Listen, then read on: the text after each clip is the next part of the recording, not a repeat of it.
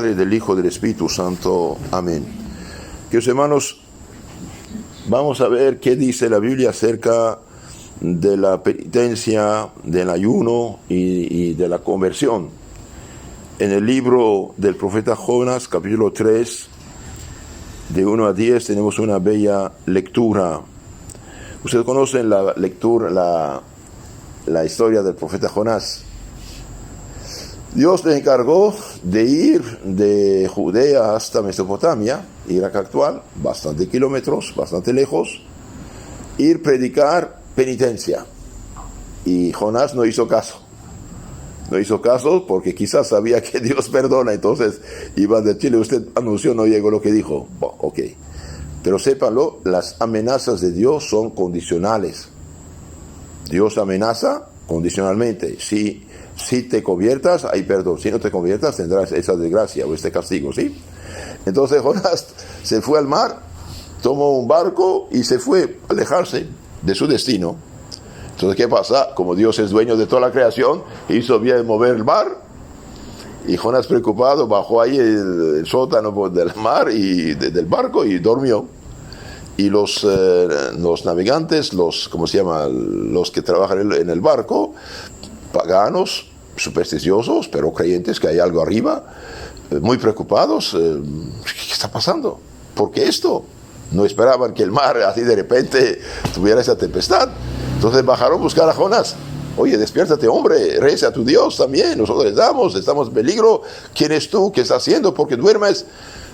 Entonces Jonás va a contar su historia. Dice, bueno, yo soy de Judea, Dios me mandó, no obedecí, por esto vino la tempestad. ¿Y qué vamos a hacer? Échenme en el mar, dice. No dice, no van a echarte porque no sabemos si es justo o no. Vamos a echar suerte. Echan suerte y cae la suerte sobre Jonás. Bueno, lo echan al mar. Y una ballena viene y lo traga. Lo traga y queda en el seno de la ballena 3 días y 3 noches. Figura de la sepultura de Cristo. De hecho, Cristo mismo dijo, como Jonás quedó en el seno de ballena, así 3 días, 3 noches, así pasará con el Hijo del Hombre antes de su resurrección. Entonces fue echado en el mar y el tercer día la ballena va a escupir, podemos decir, a Jonás vivo en la orilla. Yo leí un libro histórico, en el siglo XIX, cuando cazaban ballenas, un hombre desapareció. Unos días después, pescaron una ballena, y cuando la abrieron, estaba dentro de la ballena vivo, algo quemado por los ácidos, pero vivo.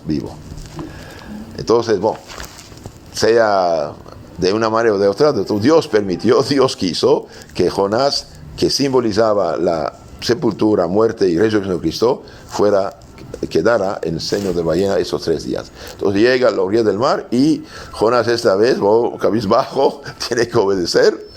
Y Dios le dice, vaya, habló por segunda vez el Señor a Jonás diciendo, levántate, aquí yo mando yo, no eres tú, levántate y ve a Nínive, ciudad populosa, y predica en ella lo que yo te digo, no lo que usted quiere.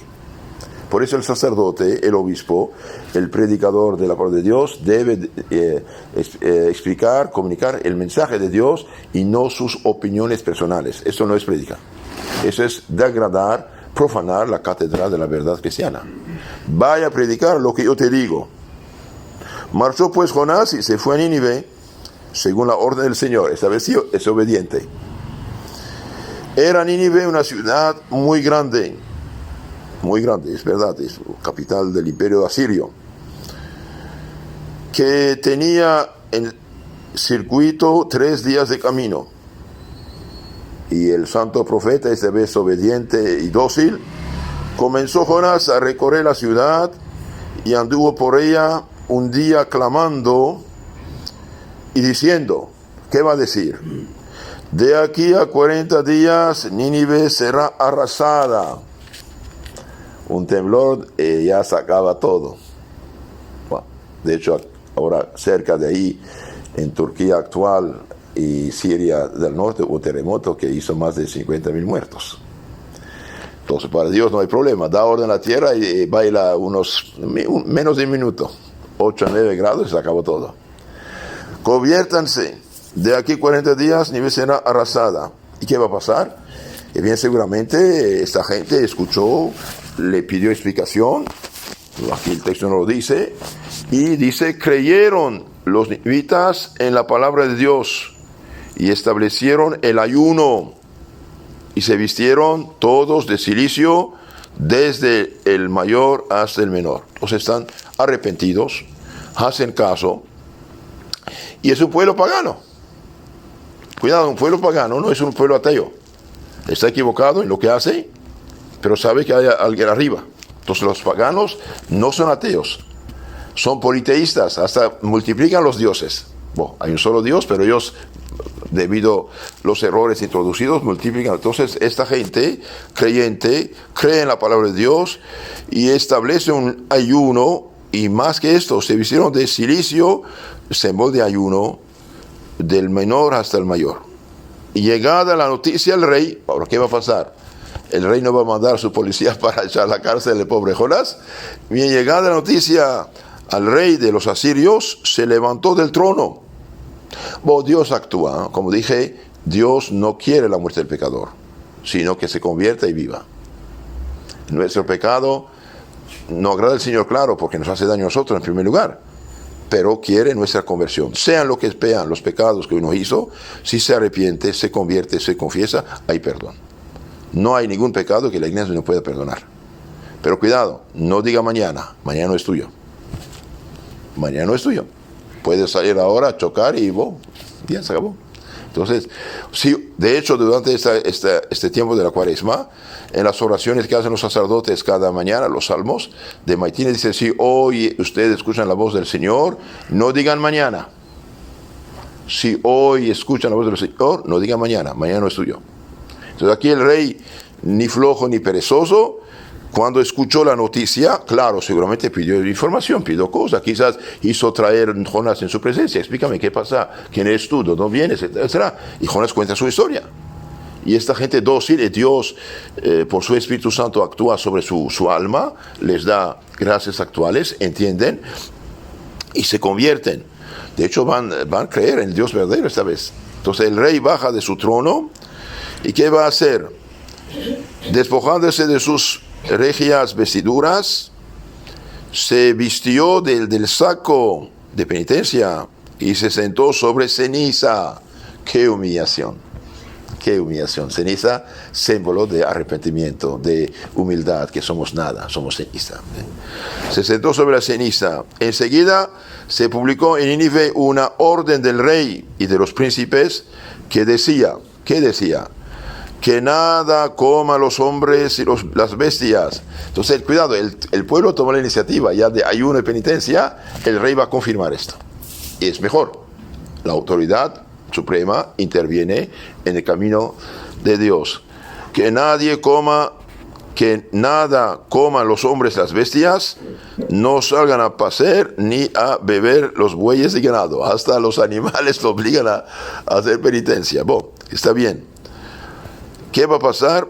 Hombres y bestias, cúbranse de sacos de arreos de luto, penitencia, arrepentimiento. Clamen aquellos con todo ahínco al Señor, convirtiéndose cada uno de su mala vida e inicuo proceder. Entonces, queridos hermanos, aquí tenemos una frase clave aquí en este texto. Conviértanse. Ibas por allá, regresa hacia Dios. Convertirse. Cambiar de rumbo. Toda persona que está en pecado está alejándose de Dios, caminando hacia el barranco de la eternidad desgraciada. Y toda persona que cambia de rumbo se convierte. Por ejemplo, cuando uno va a viajar hacia una ciudad y hace 50 kilómetros, ¡ay, caray, me equivoqué! Y bien, va a buscar una salida para regresar al camino correcto. No hay de otra. No hay de otra. Conviértanse, cambien de rumbo, cambien de camino. ¿Y por qué dice conviértense? Y porque si no, la profecía va a realizarse, lo anunciado. Conviértanse, dice, cada uno de su mala vida, así, de su mala vida, y de su inicuo proceder. Benditos a Dios. Y de hecho, en todos los siglos cristianos, Dios siempre suscitó hombres extraordinarios para realmente clamar la verdad divina a los hombres, y la gente de buena fe, de buena voluntad, sí hizo caso. Por ejemplo, un apóstol extraordinario en el siglo XV, en los años 1400 y pico, San Vicente Ferrer. Les aconsejo y lean su vida, vale la pena. Bien predicaba, y la gente a kilómetros escuchaba su voz. Escuchaba su voz y entendía lo que decía. Hasta los reyes de Alemania, de Inglaterra católica en esa época, lo llamaron a predicar. Un día había mucha gente que lo escuchaba, había muchos árboles ahí con hojas verdes, y dijo: si no se arrepienten, si no se convierten, bien todos irán al infierno como esas hojas. Y de repente todas las hojas del árbol verde cayeron por el suelo. Ahí la gente pensó ya que ahí el dedo de Dios está. Y sí, un hombre que era bandido, jefe de ladrones, o quizás asesino, vino a confesarse, y el padre lo vio tan arrepentido, tan compungido, que le dio una pequeña penitencia. Y el otro dice: no, padre, yo no puedo aceptar esa penitencia, deme una más grande porque mis pecados son grandes. Y el padre dijo: bueno, por ejemplo, le había dado un rosario y dije: vas a hacer 3 Aves Marías. Y el hombre cae desmayado, el padre mira, y después mira su alma separarse del cuerpo, subir al tribunal de Cristo, y de ahí derecho al cielo, por este arrepentimiento total absoluto. De un solo golpe, ¡pum!, regresa ahí. Esto es extraordinario.